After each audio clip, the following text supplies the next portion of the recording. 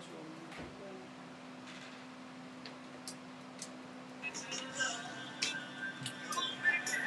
Yeah, I'll turn out the earphones. Here they go.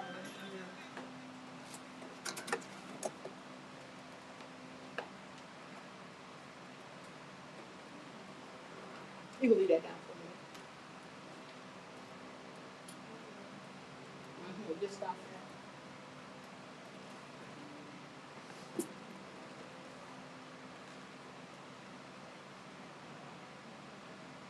No, I mean music. Yeah. Was that his thing up or was that was it that Doggett hitting them? Okay, we gotta do it all over again. That's okay.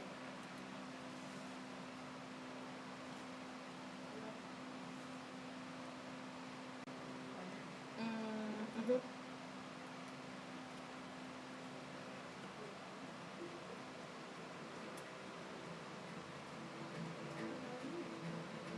You sound good.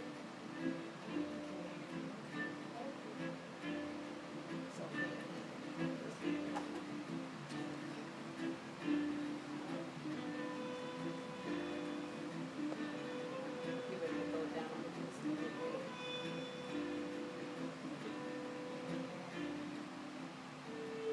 Good, a- good afternoon.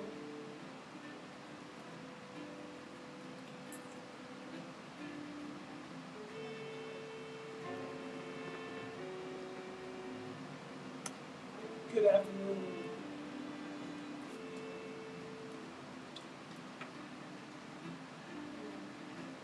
Good afternoon, ladies and gentlemen, and welcome to No Static Radio, where we don't bring the static, but we show enough bring the noise. You are now listening to the right side. I'm your host, Jeff Doggett, coming to you on the greatest station in the nation, from the greatest location in the nation. Shout out to everybody listening to us as far north as Kennebunkport, Maine, as far south as Key West, Florida, as far east as Long Island, New York, and as far west as Long Beach, California. To everybody listening to us in between, shout out to you as well. To those of you that are listening around the world, good morning, good afternoon, or good evening, whichever greeting best suits the locale that you are in. There are several things that you can do to stop the spread of respiratory diseases such as COVID-19. Number one, wash your hands with warm soap and water for at least 20 seconds. Now, if you do not know what 20 seconds are, just sing happy birthday to yourself, and before you complete the song, you have completed 20 seconds. Number two, wipe down frequently touched objects and items with some type of disinfectant. Number three, cover your mouth when you cough and sneeze. Yes, I know, I get it. I understand that this is common sense. You say, Jeff, that's common sense. But how many of you are like me that knows that the least common thing these days are common sense? Number four, stay at home when you are sick. Let me say it again. Stay at home when you are sick. In case you didn't hear it the first two times, stay at home when you are sick. Listen, that job, that event, that whatever it is that you feel can't go on unless you're there, guess what? It's going to go on, trust me. So please stay at home when you are sick and also stay away from people who are sick.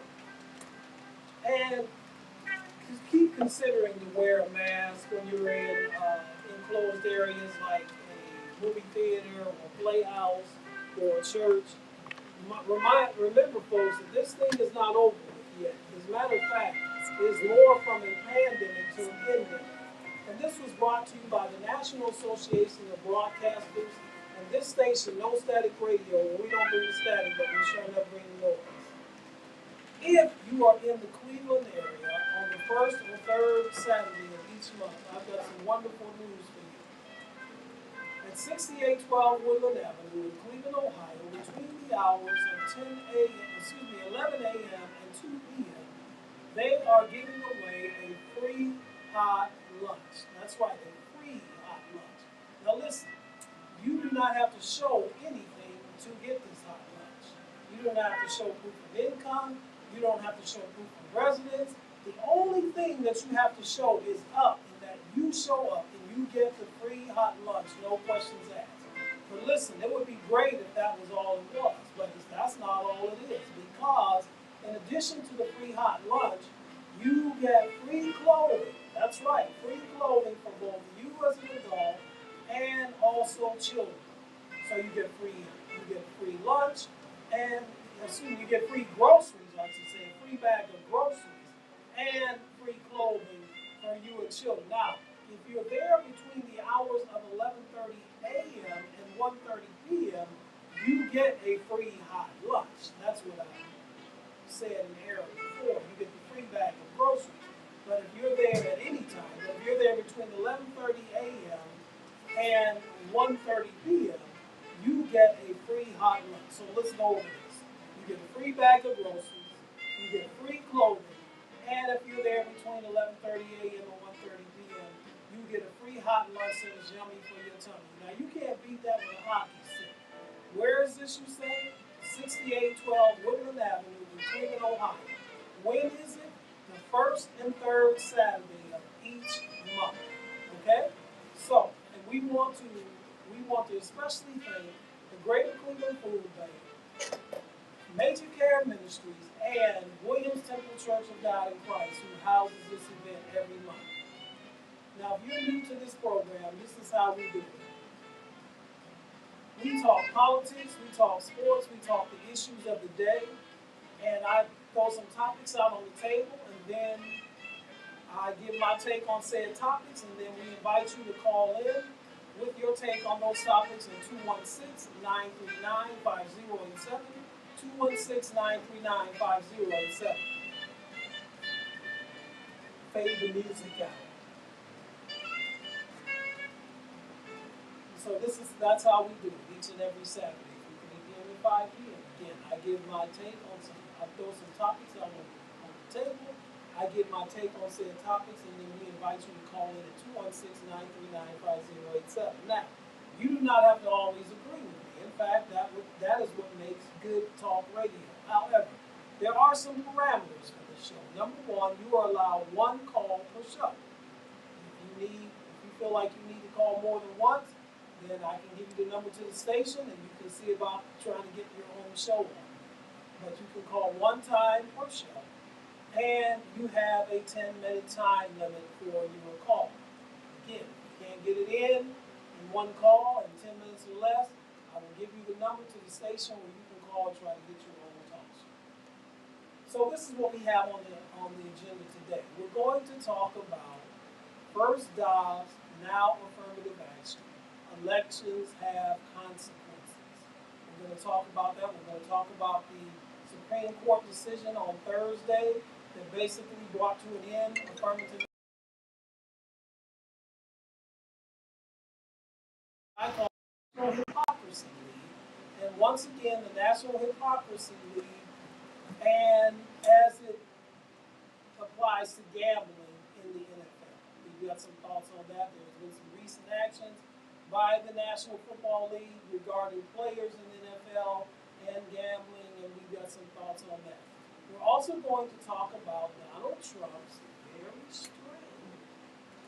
strange response to an audio tape that was released by CNN with him with some very top secret classified documents that he allegedly was showing to people who shouldn't even have seen them at his Bedminster Country Club. So we have some thoughts on that as well. So that's what we're going to talk about today, as well as our hero and our zero of the week. And you can call us at 216-939-5087. On Thursday of this week, so just 2 days ago this week, by a 6-3 vote, all 6 votes were the conservative members of the Supreme Court: Neil Gorsuch, Amy Coney Barrett, Brett Kavanaugh, Chief Justice Roberts, and also Clarence Thomas, voted to strike down affirmative action, while the liberal justices, Lena Kagan, Sonia Sotomayor, and Ketanji Brown Jackson voted to uphold affirmative action. So with a 6-3 vote, the conservative majority of the Supreme Court ruled that affirmative action, that admissions, I should say, admission policies based on race at Harvard and the University of North Carolina were unconstitutional, thus ending affirmative action in America. The two black justices on the Supreme Court had very divergent opinions regarding this issue. Clarence Thomas, who despite, here's the irony of it, folks, Clarence Thomas, who despite having taken advantage of this when he got into Yale Law School, that was admitted under their affirmative action program. So despite that, despite the irony of this, he voted to strike down affirmative action when it comes to admissions into colleges. And he wrote a 58-page opinion on it, of course, of which I'm not going to read all 58 pages to you because I don't want to bore you with it. But I'm going to give you some of the highlights of what he said in his opinion, especially in answer to Justice Ketanji Brown Jackson. And it was really basically a rebuttal, a repudiation, if you will, of what she wrote. And this is what he said. He said, rather than focusing only on individuals, her dissent focused on the history of subjugation of blacks, invoking statistical data. We have a caller. Caller, welcome to the right side. Caller, state your name and where you're calling. This is Jarrell. Oh, yeah. Yes, Jarrell. And let me introduce our audience. This is Jarrell Lee. Jarrell Lee is a graduate of Harvard University. And Jarrell, what was your degree at Harvard in? What did you obtain your degree in? My degree was in sociology and African American studies. Sociology and African American studies.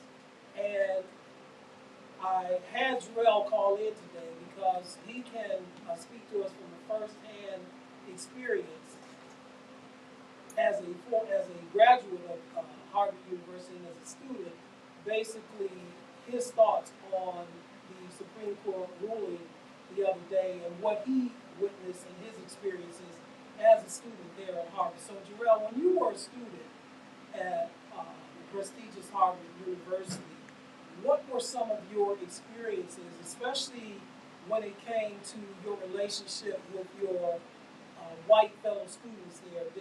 Did you ever get the feeling that they thought that you only got there, that you didn't get there based on your merits, but that you only got there because of affirmative action?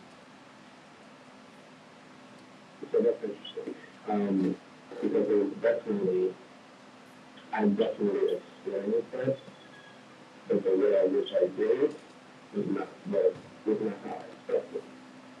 So actually, for my peers, for the most part, and in the circles I was in, and the people I associated with, it was pretty clear that the conversation whether or not I belonged didn't really come up. Since when I did the job, the job of diversifying the student body. So everybody who was there because they were extraordinary in some type of way, right? And it wasn't, it felt like when people were there, it wasn't because of, necessarily because I was black, that wasn't the only reason why I got in. But it was crazy for people to see there were other things that made me exceptional, based on other things I was able to do in classes and also around college. It did come up the most in conversations I had with people about the school that I went to. So oftentimes, people would ask me, what school I go to? I would say Harvard. That's some of the response I got back was, Howard? But no, Harvard. A common response I would get, the second most common response I would get was, oh, do you there? Do you feel dispersed there? No. And Jeff, you know me in person. I do not have the stature of an athlete. Far too short for that, far too athletic for that. But that was often what I got. But then sometimes people would just flat out say, they would say something that alluded to the fact that I was there because of affirmative action. So after being there, that it was clear that one, there was more than enough black students there. So it was best to do that because of affirmative action. So when I was there almost 15 years ago, my class on Harvard had 1,600 students. So with that being less than 10% of the population, that means that in my class, only 160 students were black. Maybe almost 1,500 other students in the class. So that shouldn't even be an issue. That's just something that is.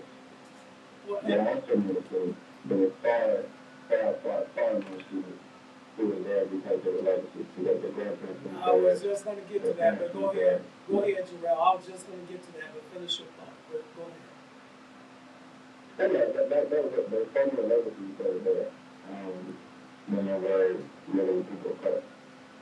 And just to be fair, for those students who may have got in due to affirmative action, and we're talking about students of color, it is not as though the standard of admissions as far as the academic requirements that were needed to get into Harvard were relaxed to let these individuals in. In other words, if you didn't have the type of grade point average that you needed to have to get into a school like Harvard, they would not let you in because of affirmative action. So these students who were admitted under that policy were not students that were not academically up to par to attend a university like that. Am I correct in that assumption?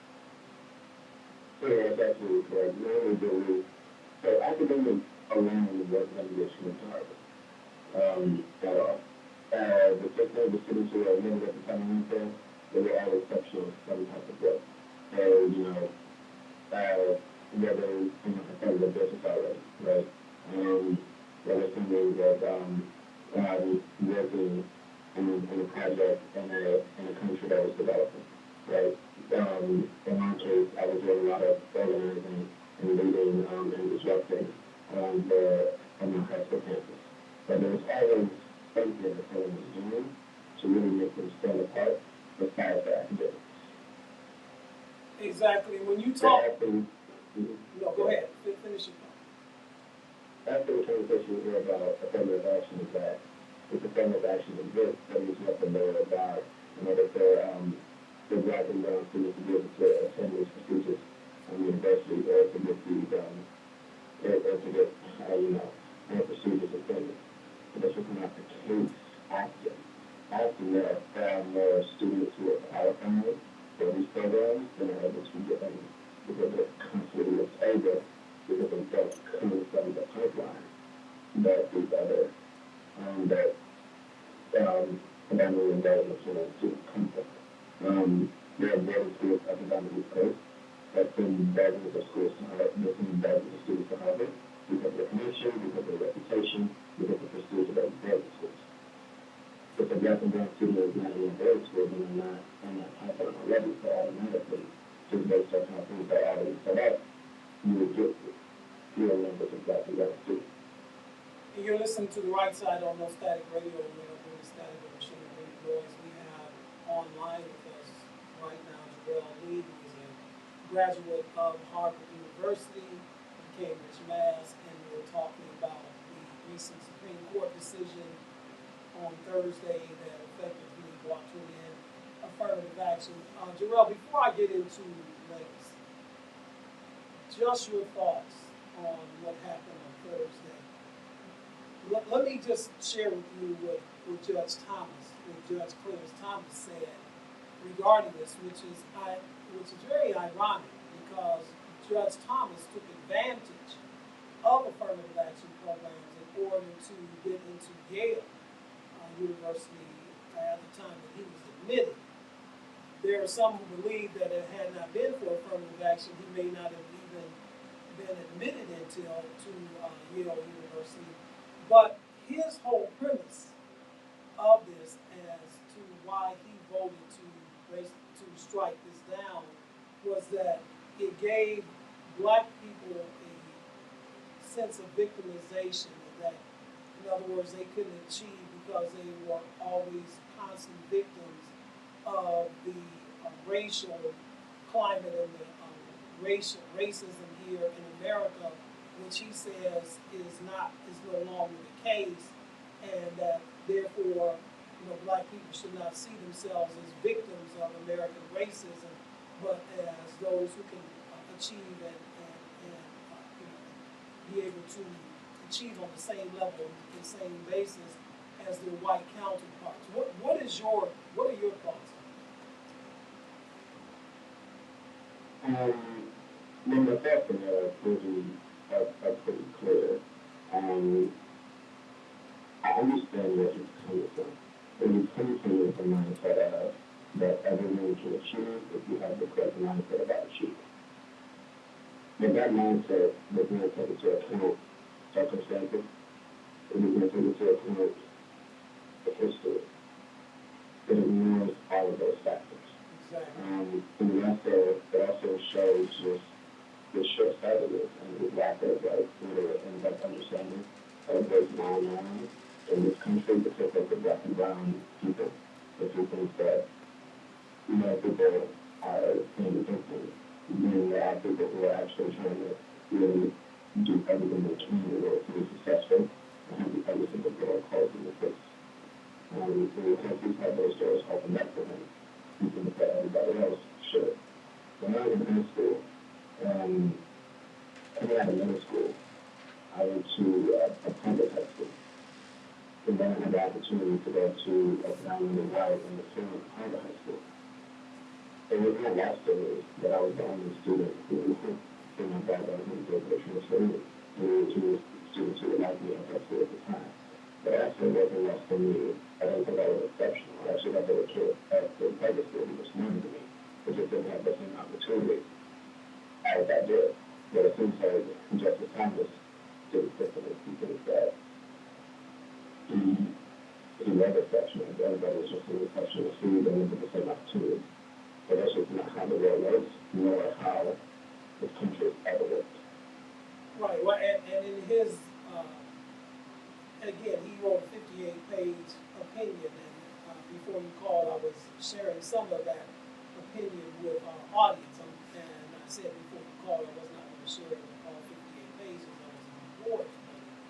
But some of the highlights of that, basically what he was doing too, is he was writing in to retribute what Judge Katani Brown Jackson said in her opinion, which I'll get to that in a moment. But he basically said, well, not even basically, he did say that in her opinion, he was saying that she is focused on the historical subjugation of blacks involving statistical racial gap to argue in favor of defining categorical individuals and by their race as she sees things.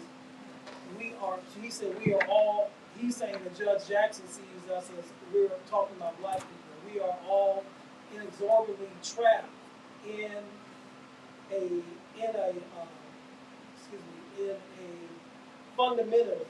fundamentally racist society with the original sin of slavery and the institutional racism that this country had, especially when it comes to the historical subjugation of black people during this time. And he is saying that she is still determining or defining blacks in America in our lives by this today. And his opinion is that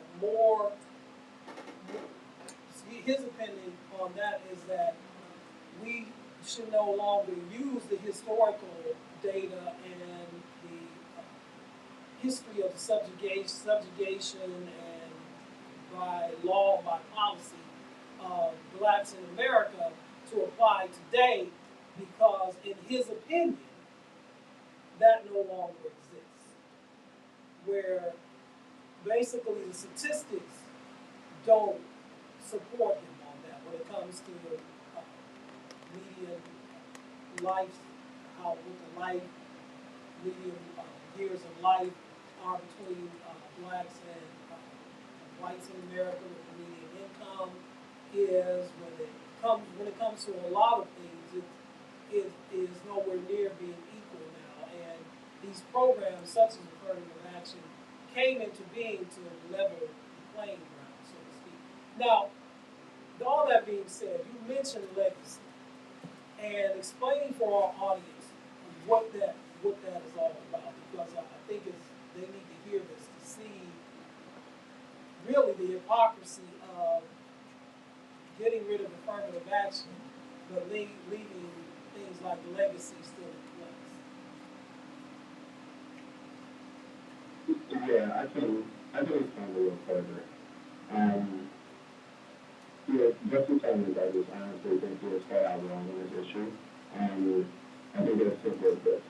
You can believe all day that it's not going to rain and tell everybody not to put that umbrella. You go outside that umbrella, you're going to get wet. No matter how he believes that things are supposed to work, and if he believes firmly that this is not the issue, it's there. And this is wrong. Having been in college, one of the things that I realized, I spent all my life up to that point, up until I was, a teen, the early teens, really thinking that I had to be perfect, that I couldn't make any mistakes, that I couldn't really take any risks, right? That I couldn't get into any type of trouble, because if I did, then my chance for success would be thrown out of the window, right? And when I went to college, and I found out that there were plenty of people who had made ridiculous mistakes, and because they were right or against, they got bailed out of those mistakes. And I knew that I could make the same mistake. So yeah, right, Justice Thomas argued that if we just do what we're supposed to do and not play the victim, then our life circumstances would be better, but we're under just greater scrutiny. Also, when I got to college, there were a lot more legacies. People who were there who may not have been qualified. I'm not going to judge that. But there were a lot of people there who innocent on that. And they're thinking, okay, wow, the stuff that we're doing to the schools and not just accepted her, there were chances that your child also goes through. Either your child goes through because, right, you went through it.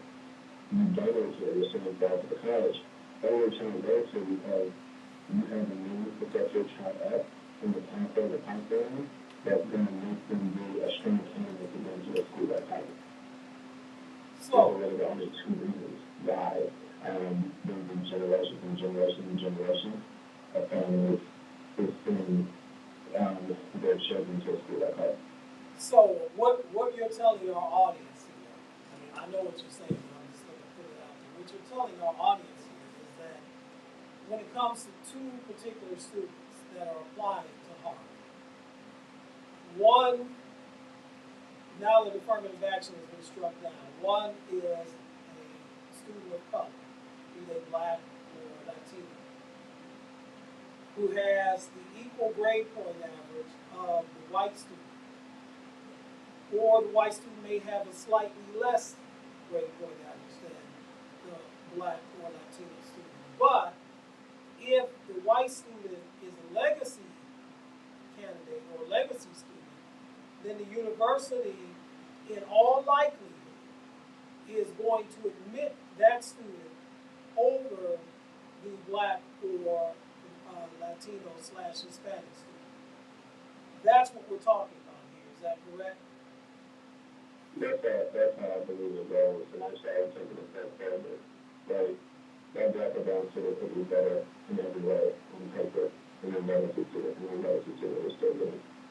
So that's affirmative action, if you really look at it, because it benefits of different people. exactly.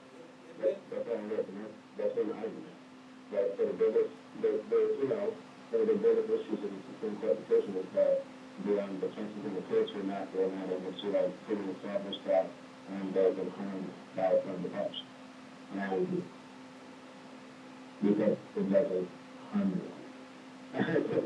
The people who feel how it's looking into the Constitution.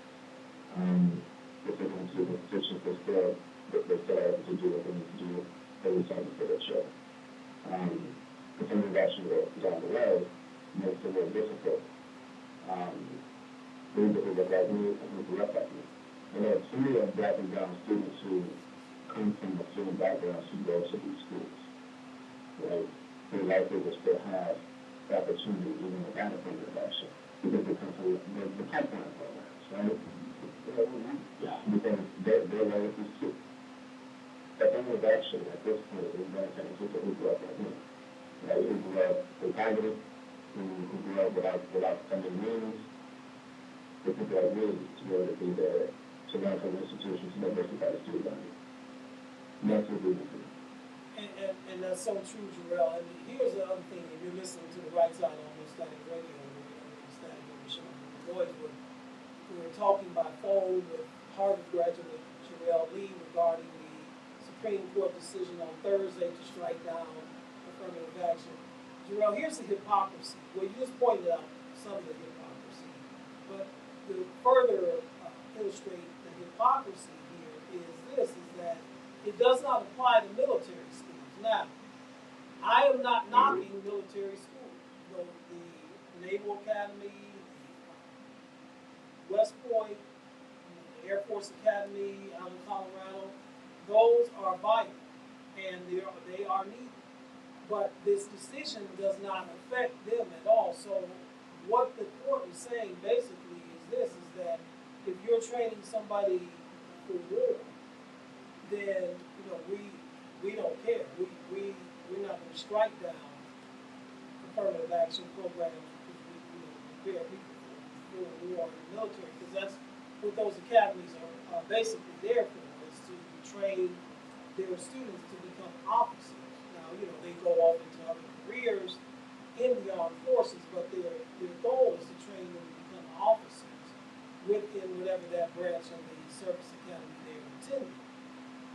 So it's okay for that, but not okay for someone that wants to go to Harvard or the University of North Carolina, or now that this decision has come down, basically any other PWI institution within this country that may or have these type of policies can now be challenged, and they'll use this as precedent, this Supreme Court decision. So in your experience, do you think a decision, this may be an obvious question, but we want to ask it anyway, based on your experience, now that this decision has been rendered by the Supreme Court, do you think this will increase or decrease the number of students of color that attend university, Ivy League schools like Harvard or Yale or Columbia and around the center? Yeah, so the research I've done on it so far, right, is it will have an impact. But the impact is, I don't think it's going to be as simple as straightforward as we may think. For one, a state that however has a ton of resources, they're going to find a way to diversify the value in another way. I'm not concerned about a state that hard. What I do know is that there are states that have less resources, that without affirmative action, they may find it difficult to diversify their student body. I also know that there's impact to the division they face that have on black and brown students. And some may feel the bigger decision, and then they say, okay, let me work hard to show you that I'm not just right. The average man takes a decision and think, oh, well, I guess you're really what you're interested in anyway. And then make it true. To accept the students for HBCUs, and for these reasons, or just accept the students who don't go to college because they feel they're not valued for who they are. Because in America, as most states, some people try to make it seem like we're colorblind, we're not. Our race is such a strong part of our identity who are people and what we do every day. That's entirely correct. So, is it your opinion that regardless of the decision that the Supreme Court rendered on Thursday, that at least Harvard is committed to diversity, inclusion, and equity, and will still do all that they can within their power to make sure that they have a diverse student body there? Am I reading you correctly then, there rather? Yeah, I would agree. So, a big organization like Harvard, the way that I do things, because one, it's a part of the vision, two, they're legally mandated to do it, or three, they receive some public pressure for it. Harvard received a ton of public pressure for things that have to do with race, diversity, and equity over the last few years. But they've done kind of around this. They've done up to the stakeholders. They've done kind of do it, as well as the other big and powerful higher regulations we have in our country too. Those would be fine. Those, they're supposed to have a strong public opinion. And what kind of evidence this works. But I'm certain. Those who argued the case before the Supreme Court in favor of striking these type of programs down, and especially at Harvard, they argued the case that these policies like this discriminating against Asian American students, basically in a way pitting Black and Latino students against Asian American students. And I saw comments from various Asian American groups who agreed, and then others took the dissenting opinion on this. And your experience at Harvard did you experience or did you get the feeling as though Asian American students felt they were being discriminated against due to although very small numbers, as you pointed out, only 10% of the student population, due to the number of Black students that were on campus? I mean, the calculator says that anybody with eyes and people count, there were twice as many Asian students as there were Black students. But there were 3 times as many White students as there were Asian students. If this happened, guys, who actually is taking the Asian to the seat, they gotta be a white kid. They gotta be. And the last few things that those Black kids don't do that to do that first thing. And that's the undertone of the whole affirmative action conversation. Right. It's because the people who can get their way is that it's helping people who don't deserve a chance to get a chance. That's it in a nutshell. That's it in a nutshell, bro. You hit the nail right on the head. If you cut away the fat and get to the meat, the whole issue is that they're not concerned, at least in my opinion, they're not concerned about so-called affirmative action and admissions, race-based admissions being unconstitutional. The greater concern, the way I see it, and if I'm reading it correctly, the way you see it as well, is that the thought that these Black students don't really belong there anyway, that they didn't get there on merit, that they only got there because of these special programs. Yeah, and they call it the pay, right? That's the people who want to get rid of it. They don't think that qualified Black people are getting in. But also, a lot of people who support it don't think that Black kids are qualified enough to get a movement. They don't think that they're seeing a lot of affirmative action. And that's what I was fast, and that's what I was very problematic mindset about the way people look at Black kids and Black people. But that's how they feel. That's how they look at it. I know that because I'm principal at the elementary school for about Black kids, and I know what people think about it. That's it. So in your position, before we let you go, and I'm so glad you called everything, before we let you go, in your position now as a principal, in what are you in, elementary school, is that where you're at? Yes. So in your position, how are you able to use your position and your experiences to benefit the predominantly Black students that you have there in your school, to challenge them to continue to achieve academically and want to strive to achieve for academic That's it right there. That's the whole goal. The goal is to set every student up with the opportunities that they need, to be successful, to believe in them, to have an accountable to it, to encourage them, to inspire them to do it, to be a role model of somebody who's already done what they're trying to do. That's it. That is my purpose. That's what I try to do every day. Some days I do it well, some days I do it further back. That is what I'm trying to do. That's not really something different. Everybody has something different right now. But at the end of the day, I believe that every single one of my students can do it. And I also know that I am getting them ready for a world in society that doesn't think that we do it. And doesn't think they can do it not because they like them, but because they think one look at them and they don't think they can do it. And I still, at 35 years old, with 3 college degrees and having fun with the school, I still meet people who don't think I can do things based on the color of my skin. And that's what outrageous to me. So I'm trying to get the kids ready for that. And that's so sad. So, about your school, is your school a public school, private school, or a charter school? And do you, as the principal, set the curriculum for your school, or is that curriculum set by someone else? It's a charter school. We've gone through as a board over the past 2 years. That in terms of what we teach, I do have a say in most of the things we teach. Okay. Well, that's good. And what are they, K through 8? Is that what you have, or is it? And you think it's your support. K through 4. Okay, good. Well, listen, Jarrell, thank you so much. Continue to do the excellent job that you're doing there in Chicago. Thank you so much for calling in today and giving us insight from a first-hand experience being a black student at Harvard during the time that you were there.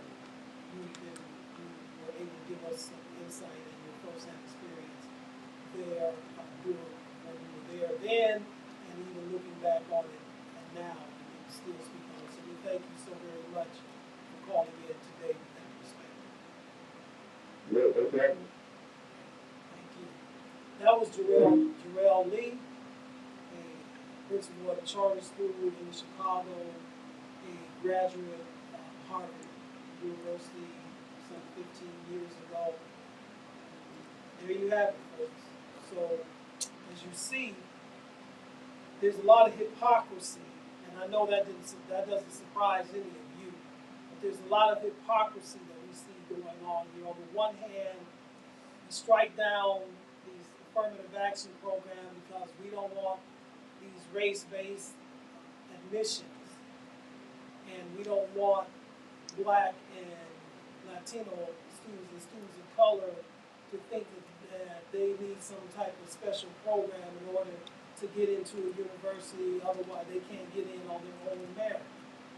But on the other hand, you have these legacy programs, which basically are affirmative action for white students for the most part, where because their father or grandfather or mother or whoever the case may be went to their university, then they can get into the university, and you heard it from Jarrell himself, who was a student there at the university, can get into the university over a student that may be even more qualified.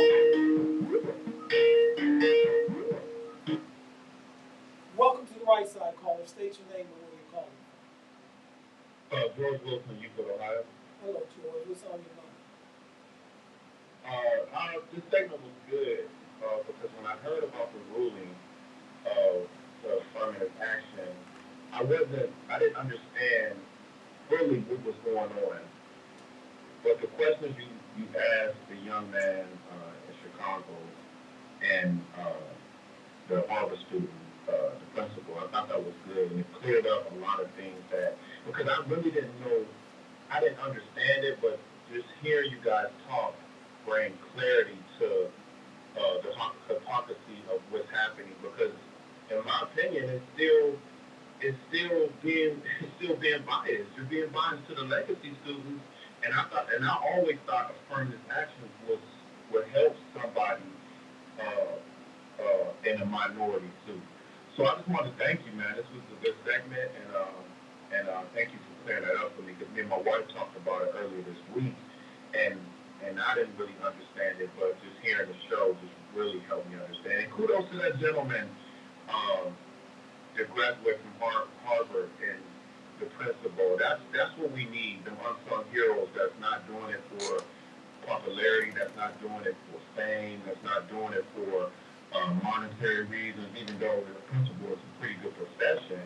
But just to hear his heart, he's doing it because he knows that he can hold young black students accountable. And a lot of people don't think us as black Americans can really survive in this country. And thank you for that, what this young man is doing. So I just wanted to bring that up. And yeah, and really too, also kudos to him too, George. If you think about it, here's a young black male in a community there in Chicago where a lot of, let's just be honest, a lot of young black children and youth don't see black men in these positions of leadership like this. And for him to be in that position of leadership, to be there to, as you said, hold these young people accountable, to mold them and to make them, to instill in them that they can achieve and they can succeed when all of the signs of society around them,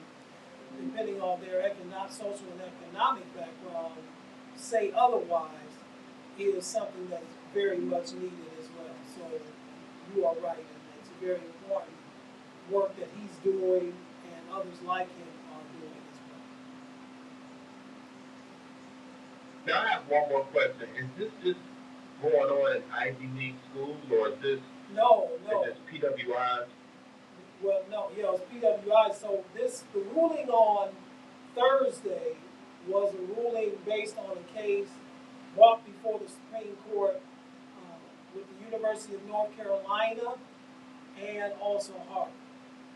And the justices ruled, they voted on 6-3, the six conservatives, as we said in the beginning, on the bench voted to strike it down. The 3 liberal justices voted to keep an affirmative action. And our whole point, George, was this. This is what we started this discussion about. Elections have consequences. We're going to get more into this in our second hour too. Elections have consequences because, George, 3 of the justices, Judge Gorsuch, Neil Gorsuch, Judge Amy Coney Barrett, and Judge Brett Kavanaugh, were all Supreme Court justices that were confirmed during the presidency of Donald Trump. So, the narrow-thin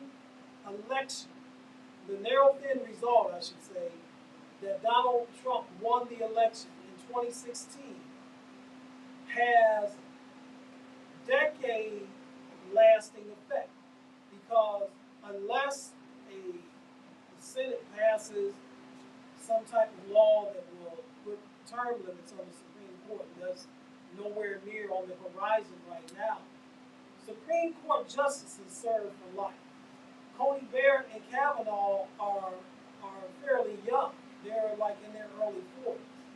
Justice Thomas is older. He's, I believe, in his mid to late 60s. So we don't know how much longer he's going to be on the bench. But the point is this, that let's use Wayne County, which in Michigan, which is the county where Detroit is. The voter turnout in the 2016 presidential election was less than half of what it was in the 2012 presidential election. If Wayne County, because the vote difference in the state of Michigan was so slim, that had Wayne County turned out in the same numbers or even maybe slightly better in 2016 that they did in 2012, and the assumption is that they would have voted for Hillary Clinton, that could have swung the state of Michigan to Hillary Clinton. But the voters didn't turn out. Donald Trump won Michigan. Donald Trump won the states of Michigan, Pennsylvania, Wisconsin. Those 3 states, not each state by this, but those three states combined by 117,000, oh, close to 118,000 votes. That's how close the election was.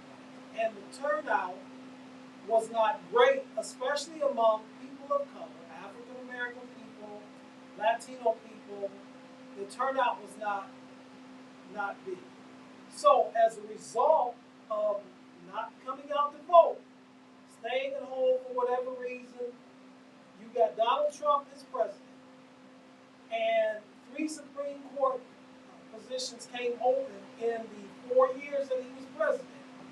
And now you have the decision that you had on Thursday, along with the decision on yesterday that rescinded President Biden's forgiveness of student loan debt. That was voted down by the Supreme Court also. And so if this had not happened, and I don't know where most of my listeners stand on Dobbs, how the Supreme Court overturned the Roe versus Wade last year with the Dobbs Amendment. Had people come out and voted in 2016, you would have an entirely different Supreme Court making entirely different decisions than what were made on Thursday and yesterday and last year.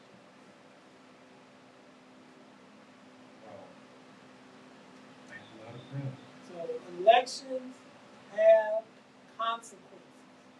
That is why we need to vote in every local election, in every state election, and every federal election, because these elections have consequences and they are playing out right now. Because after we take our break at 4 o'clock, I'm going to come back in the second hour and talk about the collateral fallout, if you will, of this decision. Because, George, this decision doesn't just affect institutions of higher learning. This will have a collateral effect on this country when it comes to almost everything. And we're going to talk about that in the second hour. Yeah, I'm looking forward to it. Thank you. So yeah, I'm gonna tune in, but thank you for that. Yeah, so I look forward to listening later. Okay, well, thank you for calling, thank you for listening. So I want to share with you all, before we go to break, I want to share with you all, I shared with you Judge Thomas's opinion. Again, I didn't share all 58 pages of it.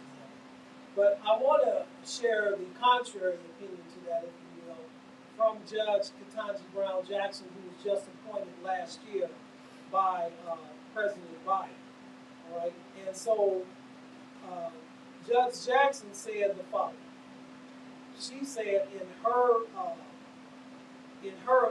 opinion that she wrote, Justice Jackson wrote that Justice Thomas' takeaways,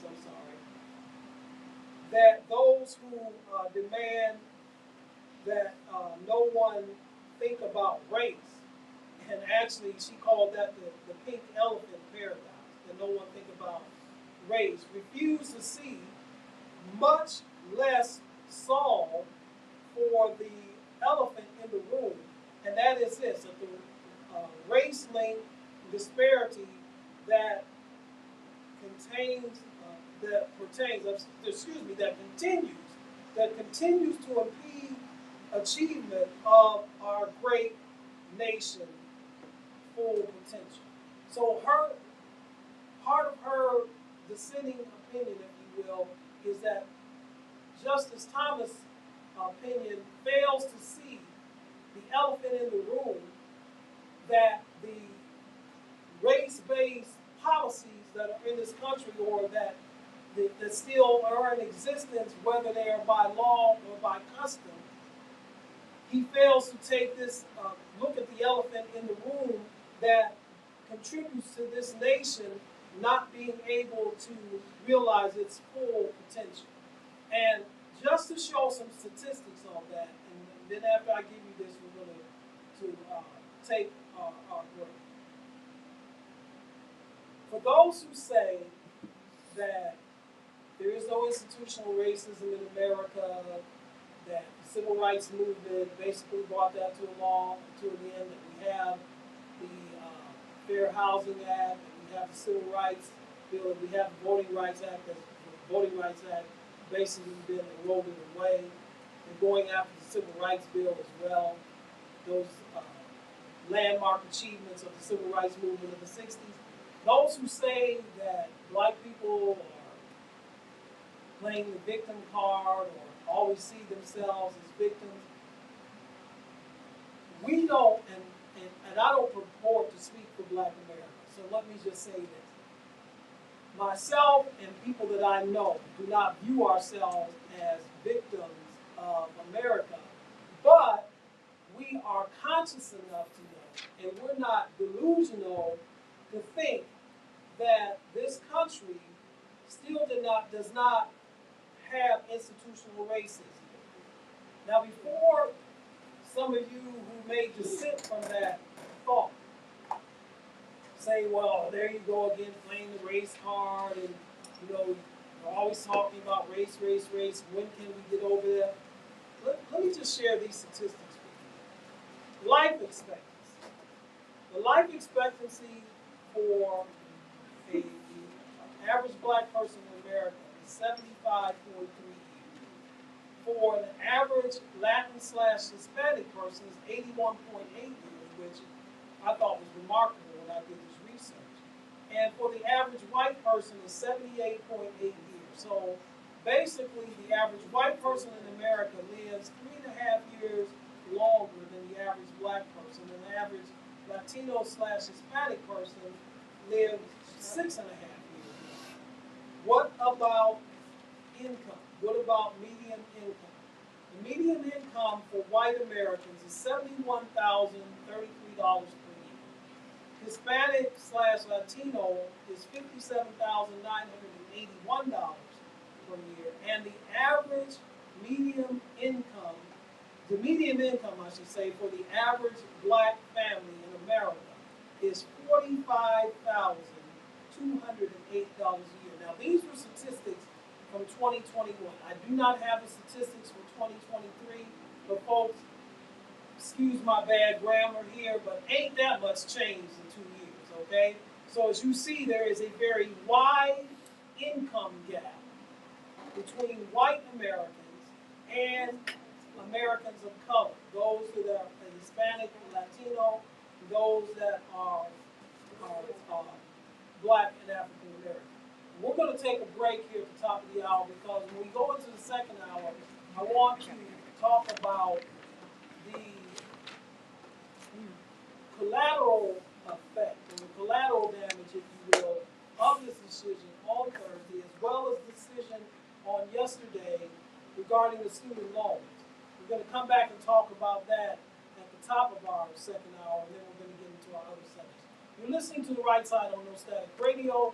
We don't bring the static, but we sure enough bring the noise. We'll be right back at you after this short break.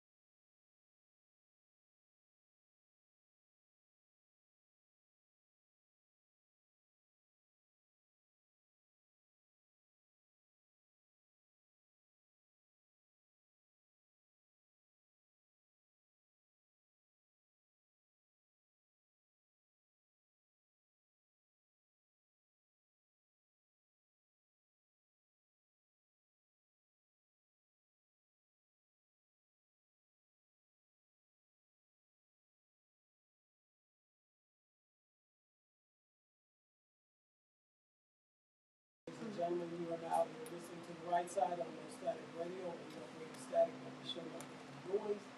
We are talking about today, our topics for discussion today are the Supreme Court decision on Thursday, striking down affirmative action. We're also going to talk about the decision on yesterday that just wiped away President Biden's loan forgiveness program.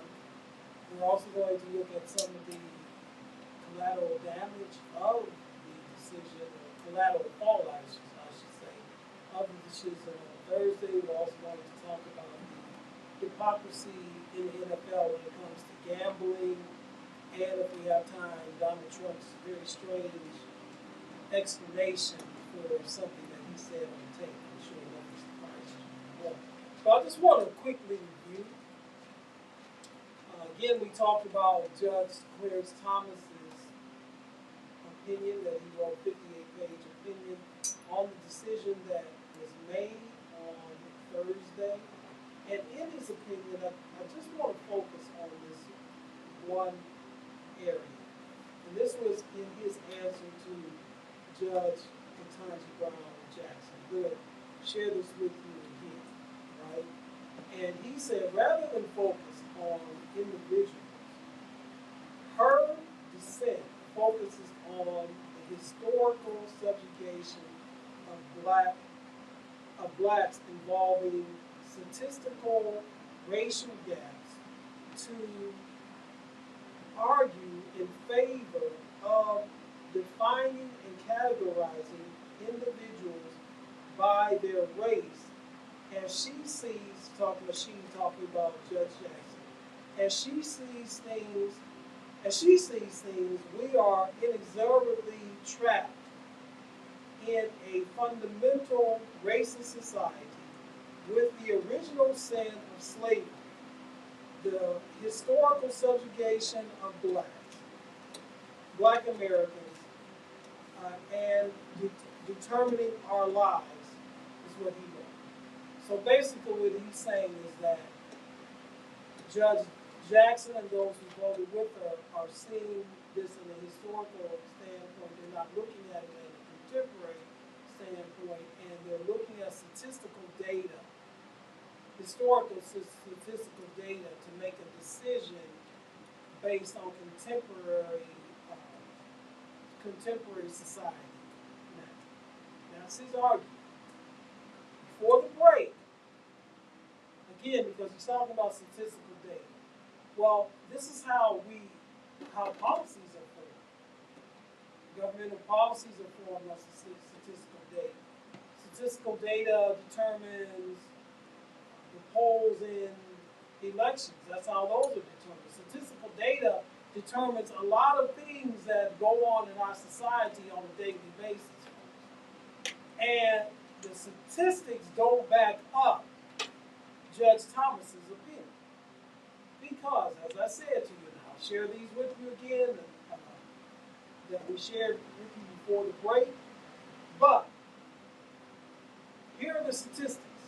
When it comes to life expectancy, when it comes to income, median income, the average income of a white family in America is $71,033. Now, let me give you this caveat. This is based on 2021 statistics. I do not have them up to date for 2023, but I doubt that they've changed very much in 2 years.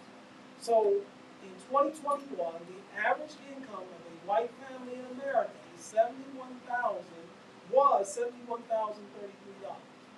An Hispanic / Latino family was $57,981. So right then and there, you see that there's a $14,000 a year wealth gap between the average white family and the average Hispanic or Latino family, in other words, brown family. But when it comes to a black family, the average income of a black family in America, we're talking about wealth, is $45,208. So we're looking at a $26,000 a year wealth gap difference. Now, this is based on average. There are some black families that whose average income is 71,000, even more than that. But this statistical data takes into consideration the entire country.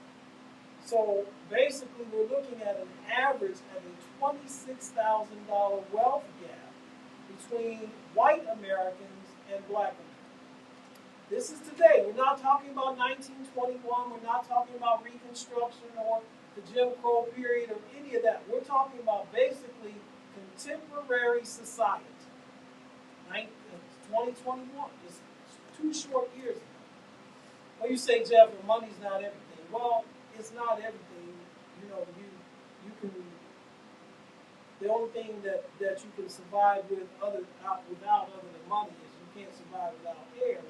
But there is that wealth difference right there. Now, there are a lot of factors that go along with that. Quite a few black families in America are single-parent, female-led households, and the wealth gap between males and females in this country is great. That plays a part in it. But the statistical data is what it is, despite what Judge Thomas said. Again, with life expectancy. The life expectancy of an average white person in America is 78.8 years. For a black person, it's 75.3 years. So that's a 3.5-year difference. And for the surprising statistic was that for the Latino/Hispanic community is 81.8 years. Now, so not only do we have a wealth gap, but we have a health gap as well. And if you look at the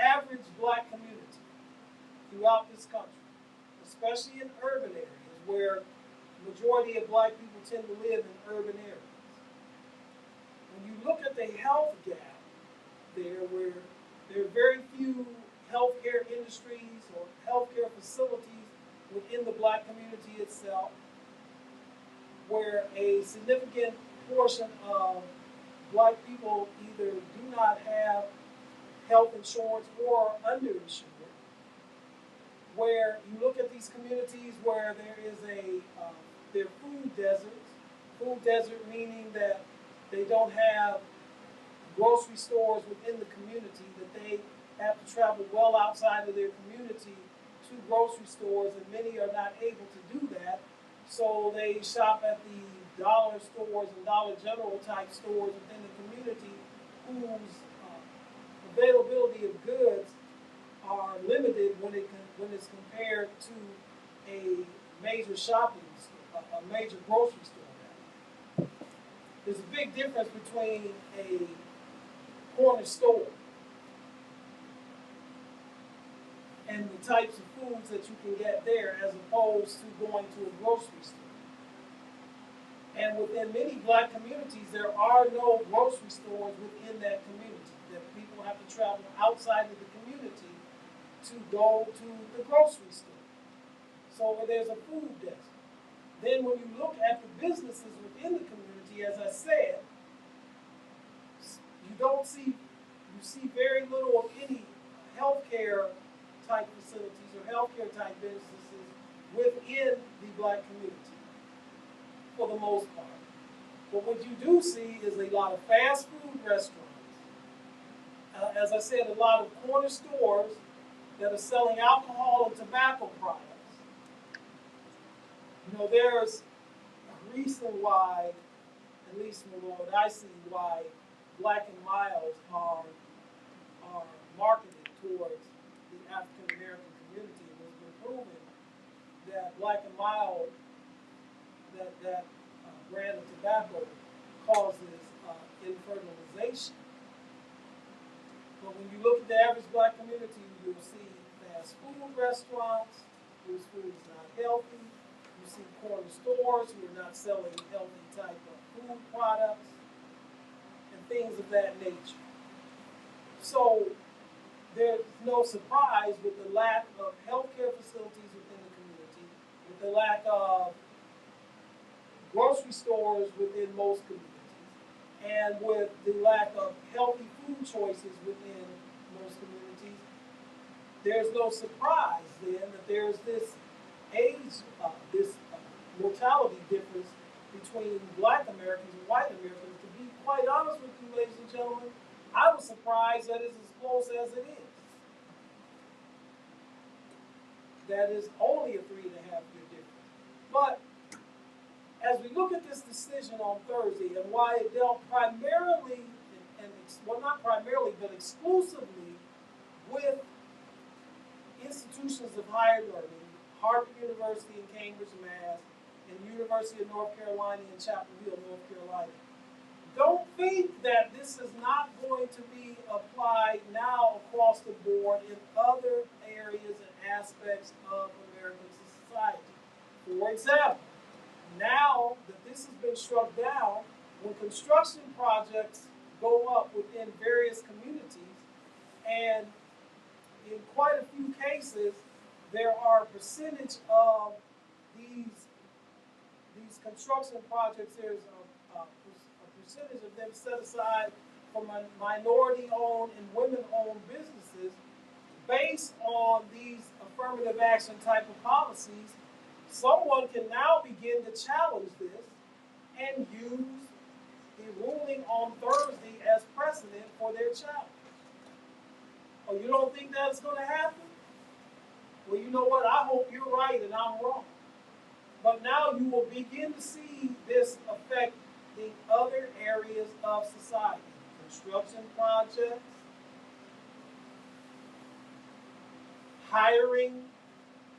When it comes to hiring as well, there's many companies across this land that have, while they may not be called affirmative action programs, they are basically, that's what they are when it comes to hiring. These can be challenged now. And again, the companies that challenge them can use this decision as their precedent, basing the discontinuation of these hiring policies and practices based on the decision that was made on Thursday. So this has far-reaching effects, ladies and gentlemen. It does not just reach or have an effect on institutions of higher learning, but it affects other aspects of our society. It can potentially do that. As I said, look at your city. Whatever city you're in, you're listening to it, examine your city's policies when it comes to contracts given to companies and firms when it comes to construction and building within your city. And see what percentage of those contracts are set aside to minority-owned or female-owned businesses. Examine that. Examine hiring practices of various companies within your community. And examine those, and you will find that a vast majority of these contracts and these companies have policies, at least now in effect, that require them to give contracts to or hire a certain percentage of people of color who are called minority. And see, here is the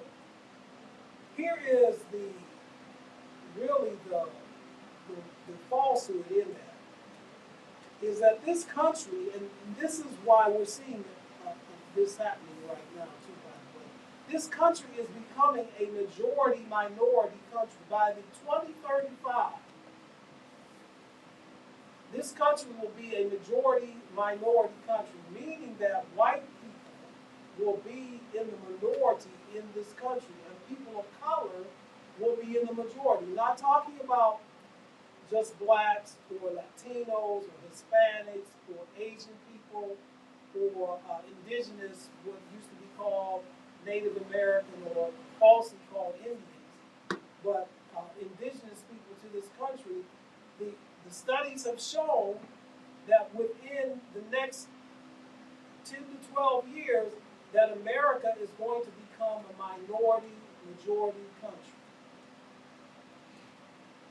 And this is why you're starting to see this type of legislation past. This is why you hear all the things that you hear in the news and what have you about the crisis at the border, is that those who are in charge and have been in the majority and have ruled for the majority of the time in this country are now know these statistics and see this happening and are doing everything they can do to stem the tide.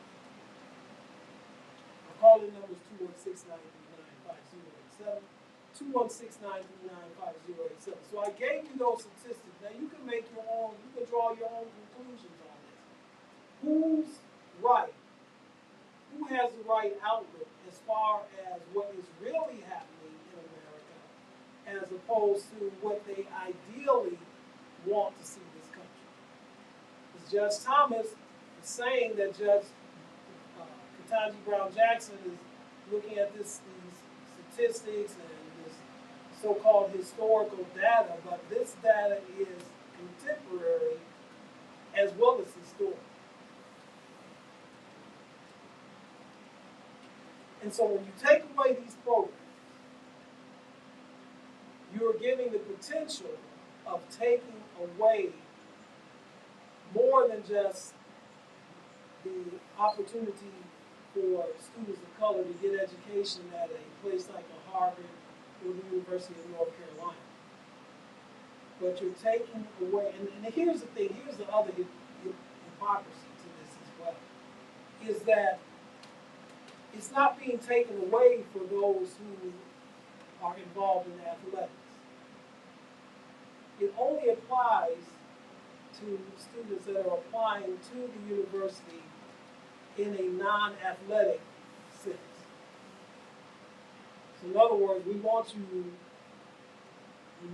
black students and students of color to run the football down the field and dunk the basketball and what have you, so that we can have those prominent programs.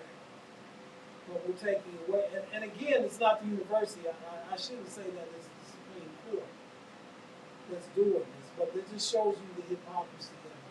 Our calling number is 216-939-5087, 216-939-5087. Speaking of hypocrisy, my good old buddy, the National Hypocrisy League, the National Football League, is at it again. Now, for those of you that are new to this show, I dub the National Football League the National Hypocrisy League because it's my opinion that the National Football League is the most hypocritical professional sport league in the world. Exactly. They talk about their concern for player safety and how much they're concerned with the safety of their players, and yet they schedule a game on Thursday after playing on Sunday rather, and not give the players' bodies time to recover from that, and it's based all on the almighty God. They talked about diversity, inclusion, and equity, ran all these commercials just a couple of years ago about that, and yet they were exposed to having a problem dealing with racism when it came to retired players getting compensation due to CTE and the effects of CTE, because the league looked at the intelligence level of black players and the intelligence level of white players differently, and so therefore looked at the effects of CTE on a different basis till they were exposed in the lawsuit. Well, once again, the National Hypocrisy League has reared its ugly, hypocritical head again when it comes to gambling policy. On Thursday, boy, there's a lot happening on Thursday, wasn't it? Well, the NFL on Thursday suspended indefinitely the following players from the Indianapolis Colts. They suspended them indefinitely, and that is they are Demetrius Taylor, Isaiah Rogers and Rashad Berry. They were just suspended indefinitely by the NFL, and when they were suspended, the Colts cut them. Those players were suspended for, and that's indefinitely. They can try to reapply at the end of the 2023 season to be reinstated into the league like Calvin Ridley was last year when he was suspended. They suspended for 6 games Nicholas Petit-Ferrer of the Tennessee Titans. He was suspended for 6 games. Now, the 3 Colts players were suspended because they were betting on National Football League games, right? Which I can understand that suspension. They weren't betting on Colts games, but players know they can't bet on NFL games, all right? I'm going to expose the hypocrisy in just a moment. Let me just build a case. So I can understand that one. Nicholas Petit-Ferrer of the Titans was suspended for 6 games. He was not betting on National Football League games. He was betting on non-NFL games, but they didn't suspend him for that. He was suspended because he was betting on them from the team facility. Now, mind you, here comes the hypocrisy. This is a league that is in bed with FanDuel, which is a betting site. If you look at any NFL game, you will see commercials, advertising betting sites. So they're in bed with these gambling entities, and yet they suspended one of their players for betting on games, not NFL games, but betting on non-NFL games, and they suspended him because he was betting from the facility. Oh, by the way, stadiums across the National Football League, guess what they're going to put inside the stadiums, ladies and gentlemen?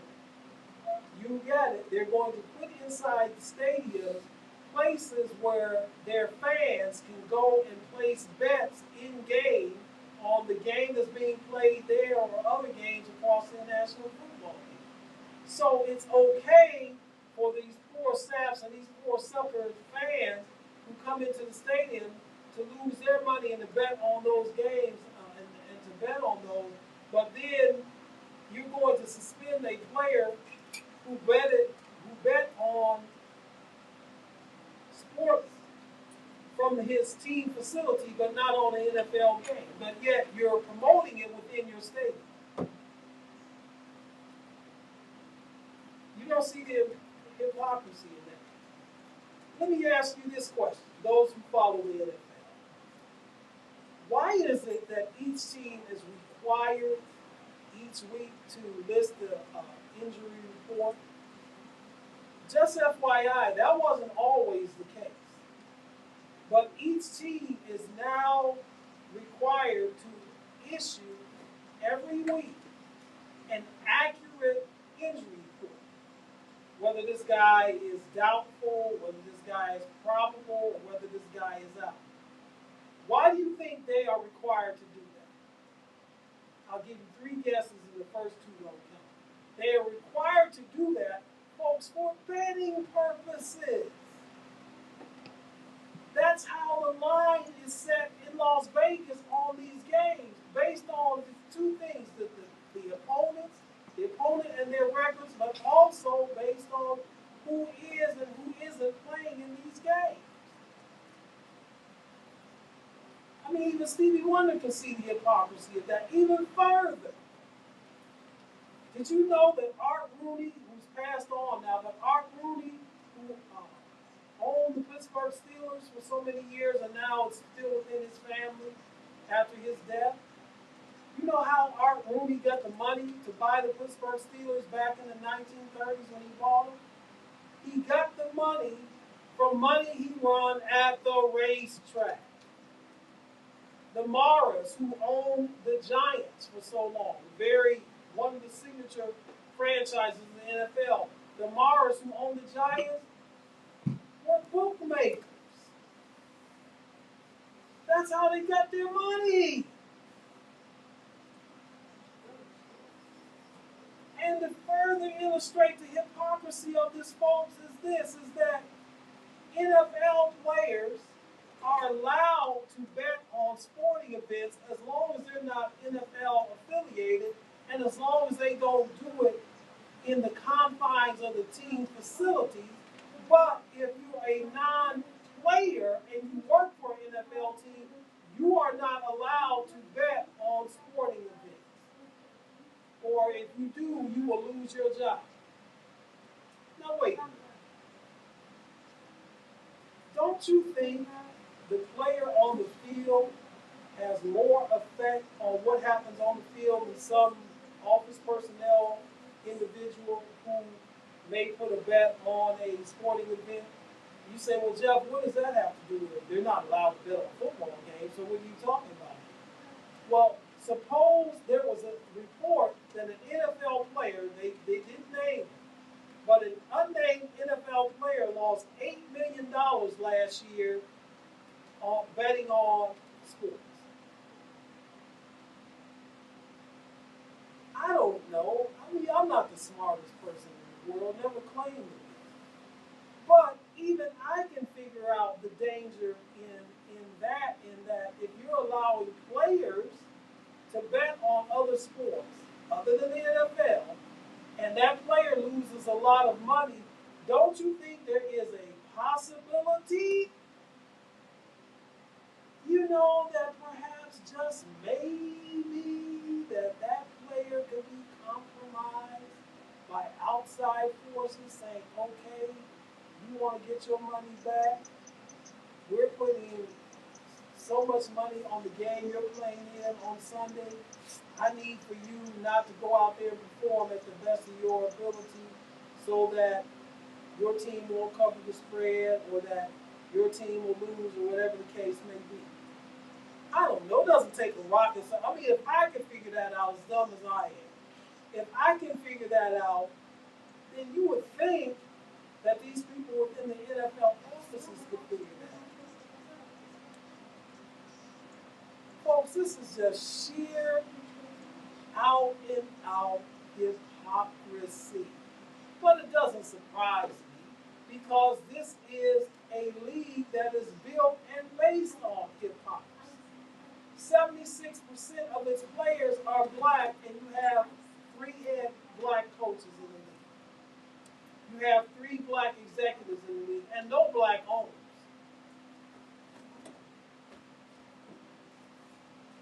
The National Hypocrisy League.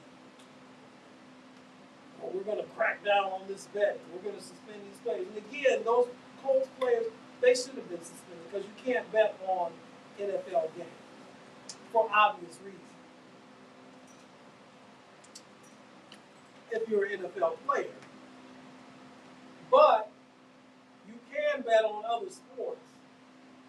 Just don't do it from the team facility. Meanwhile, I go to the game and I can place bets down in the stadium at the game of a league that supposedly frowns on gambling but is in bed with the gamblers and those who run the various gambling entities throughout this country.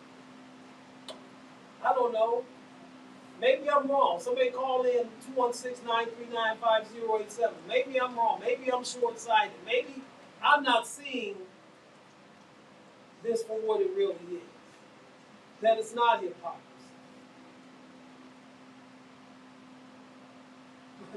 Folks, like I said, I gave you the example.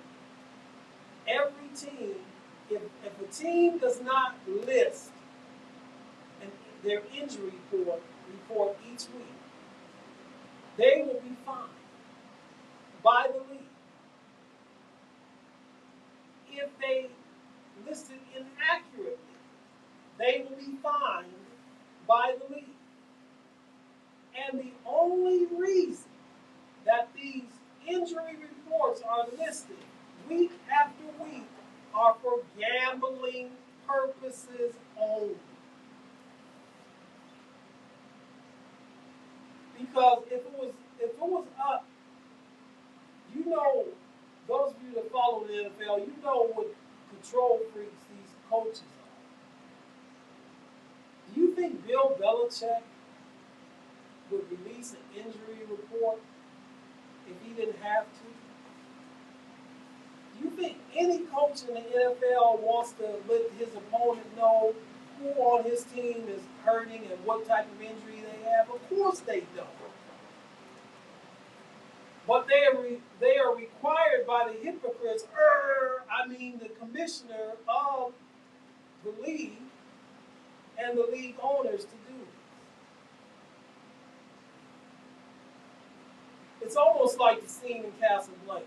You know, that classic movie Casablanca where, towards the end of the movie, they shut Rick's casino down because of gambling, and the gendarme that is shutting it down says, "I can't believe there's gambling going on in here." And then somebody comes from the back and hands him his winnings. It's almost like that, folks. And don't think for 1 second that these owners are not playing squares on, those squares that people play on the Super Bowl where, you pick a square so that, and I never understood how that worked. I'm not a gambler, but I never understood how that worked when you put so much money on the square, so if the score is one of the numbers on that square at halftime or at the end of the game, you win. Folks, don't delude yourself to think that none of these owners aren't doing that and maybe doing it through some third party. Do I know that for a fact? No, that's why I'm saying allegedly. But if you don't think that's going on, then I'm in Cleveland, Ohio. I've got some land about 12 or 13 miles north of where I'm sitting right now that I want to sell you. And for those of you that are not familiar with the geographical area, I'm in downtown Cleveland, and 12 to 13 miles north of where I'm sitting right now is the middle of Lake Erie. So if you don't believe that this stuff is going on, I've got some land in the middle of Lake Erie that I can give you at a bargain price.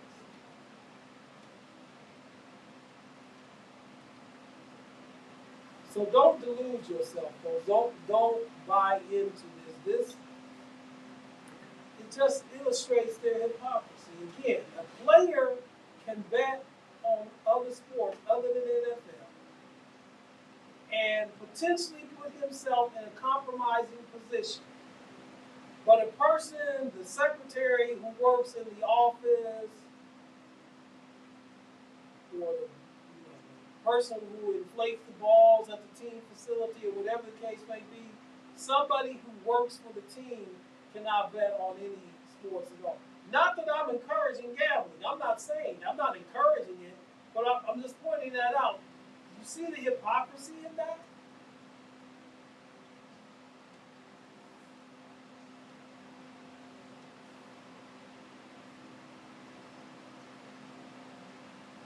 Las Vegas sets a line every week on these games. A line meaning, who's favored and by how many points. And then they have all type of parlay bets that you can play on them. Money line, over under, etc. Again, I'm not a gambler. I just know this stuff because I have to look at this and research this stuff so that I don't come on the air sounding like a complete and total idiot. Maybe I already sound like half of an idiot already, but I don't come on the air sounding like a total and complete idiot on this.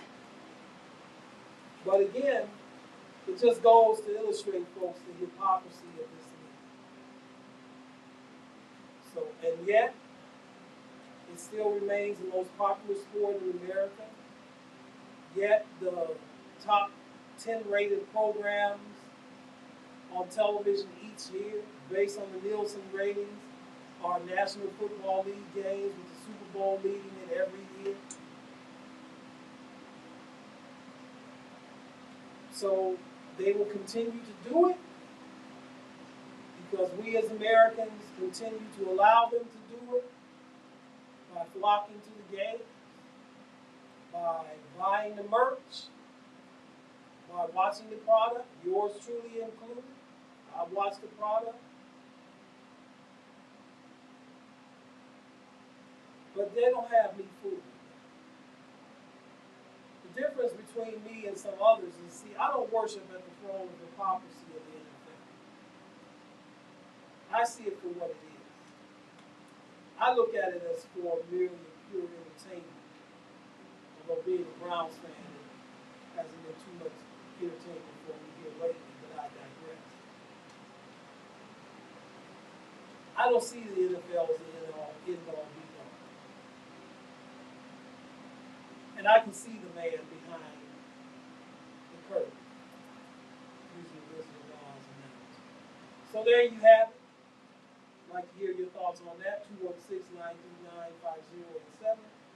216-939-5087. Let me hurry up and get to this one here before we get to the end of our show and we close out with our Hero Zero. Let me do this first. Let me do it with the company business here first before I get to this. We have some fine programming on this network. Just want to run down the list of our shows and the time of our shows that we have on this network. There's a theme on a daily. We have programming on No Static Radio every day except Sunday. Today we have interns here, so I want to thank all the interns that are here in the office here today, making this all possible. Because without them, we wouldn't be able to do this right now. So shout out to all of them. They're working hard to make sure that you can go see and hear this show and taking the calls as they come in. So shout out to them as well. But on Monday, we call it Motor Mind Monday.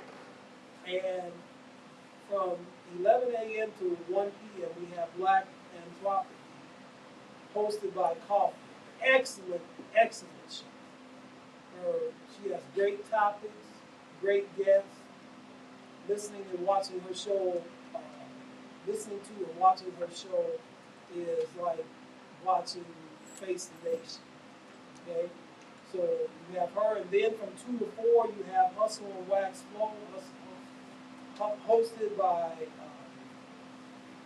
Gerald Saloon and Hustle Carter. They talk sports and contemporary issues. Good show.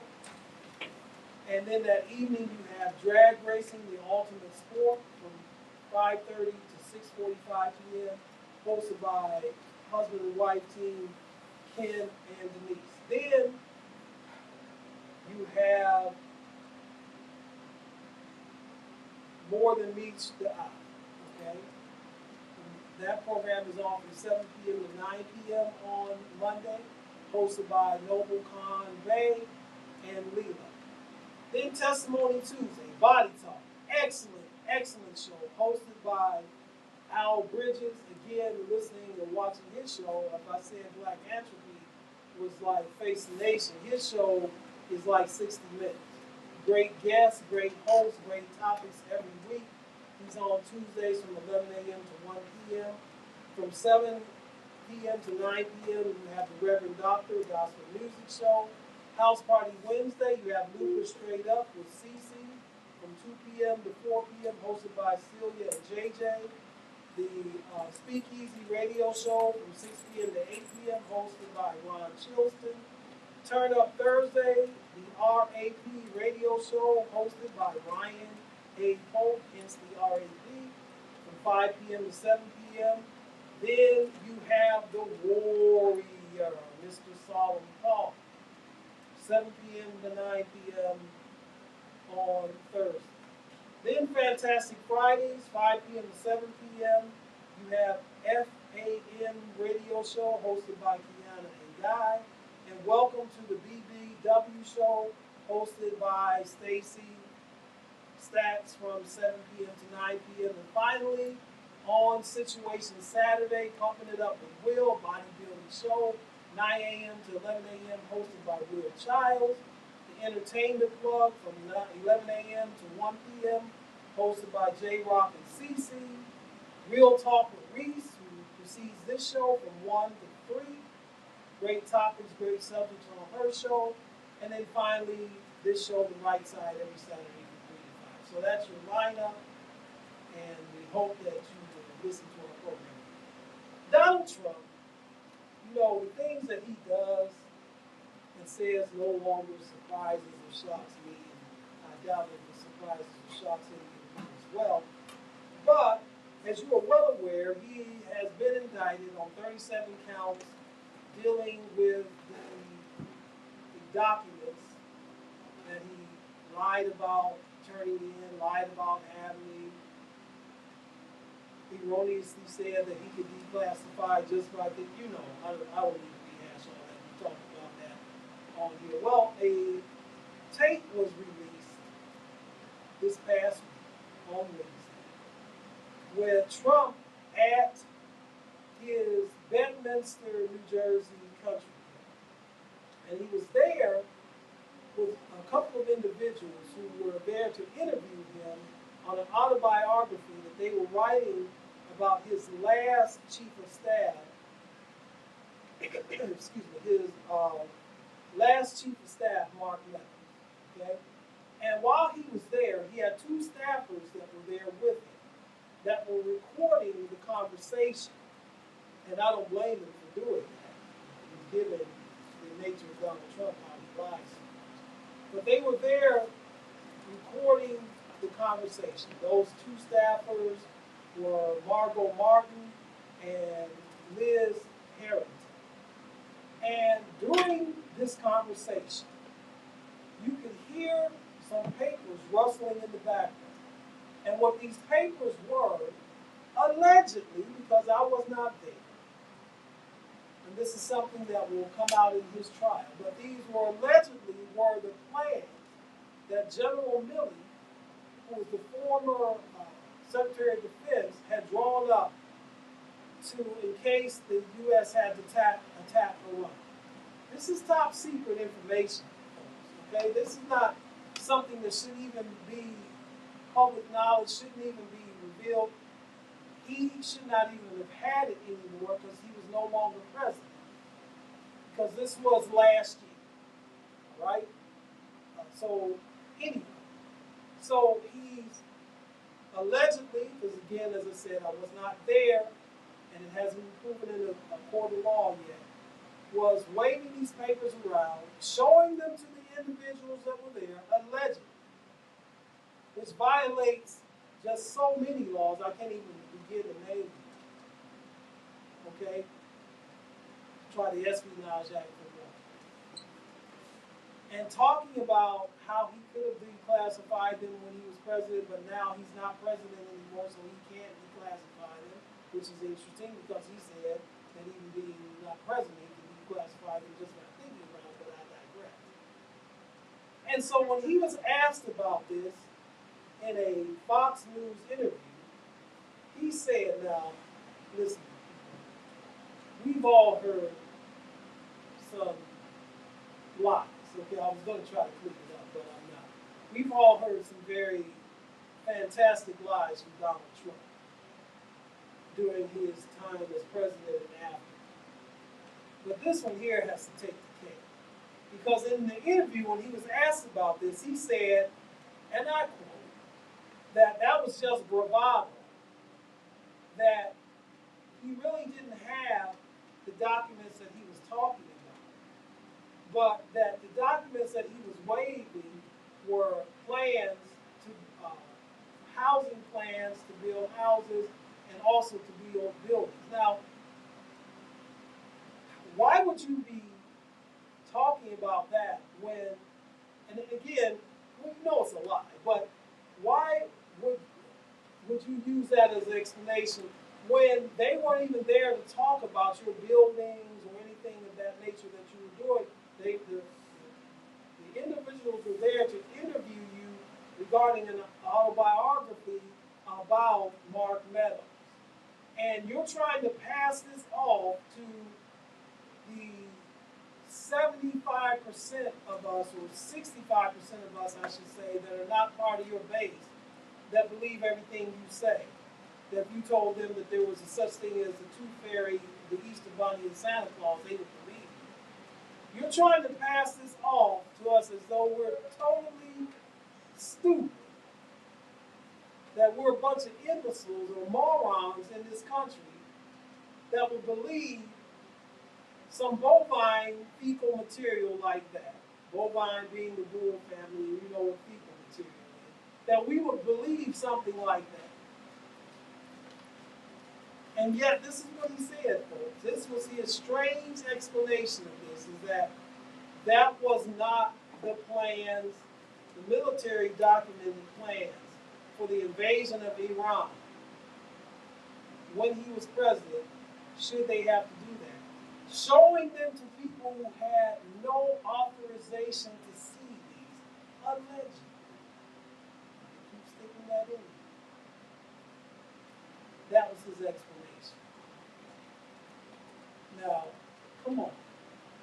I can't believe that any of you out there, unless you're part of the Trump base, unless you're part of the cult of 45, if you drink cult 45, not cult 45, but cult 45. Cult 45 is terminal. There is nobody out here that believes that. And yet, he put on a major news network, because Fox, I guess, still is a major news network, and sat there and told a lie like that to explain why he allegedly was showing documents to people who had no clearance and no authority to see them. And yet you have people on the right and people within the Trump base that want to argue that he had the right to these documents. You're listening to the right side of the Static Radio. We don't bring static, but we shouldn't bring noise. We're going to close our program this week as we do each week by giving you our hero and our zero of the week. Our hero of the week is Justice Ketanji Brown Jackson, who wrote the dissenting opinion to the Supreme Court decision on Thursday striking down affirmative action. And I didn't really get into it today as we ran out of time. They also struck down yesterday President Biden's proposal to forgive student loan debt. Yet, let me just say this real quick because we're getting to the end of the show. Many House Republicans that oppose, and senators for that matter, that oppose the forgiveness of student loan debts, got millions of dollars in PPP loans during the pandemic that, guess what, they don't have to pay back. So you tell me the hypocrisy in that you got Marjorie Taylor Greene was one, there were several others that got millions of dollars, not thousands, got millions of dollars in PPP loans during the pandemic that they don't have to pay back. And yet, a 30 or 40 or sometimes 50, 60-year-old person that's still paying those student loans that they've been paying for 20, 30 years, you're going to deny them? You should pay back what you owe. Well then, okay, then you be the example. Pay back that money that you got through the PPP loan. Yeah, I know. I'm not going to hold my breath. Anyway, Ketanji Brown Jackson is our hero of the week. Our zero of the week is the Supreme Court of the United States for the decision that they made on Thursday, striking down affirmative action, and the decision they made on yesterday, rescinding President Biden's policy to forgive student loan debt. You've been listening to the right side on No Static Radio, and we don't bring the static, but we show up bring the noise. We're here with you every Saturday from 3 p.m. to 5 p.m. here on this station. It's the greatest station in the nation, from the greatest location in the nation. But right now, I see that my time is up. Thank you very much for your time. And until next Saturday at 3 p.m. Eastern Time,